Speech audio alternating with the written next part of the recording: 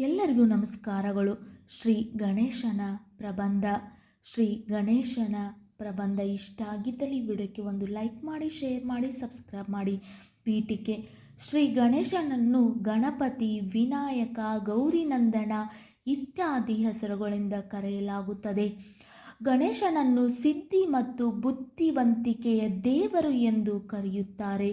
ಗಣೇಶನ ಆಶೀರ್ವಾದವಿಲ್ಲದೆ ಯಾವುದೇ ಕೆಲಸವೂ ಪೂರ್ಣಗೊಳ್ಳುವುದಿಲ್ಲ.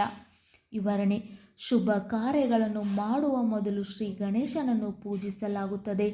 ಶ್ರೀ ಗಣೇಶನ ಜನ್ಮ ವೃತ್ತಾಂತವು ಅವರಂತೆ ಅದ್ಭುತ ಮತ್ತು ಅಲೌಕಿಕವಾಗಿದೆ.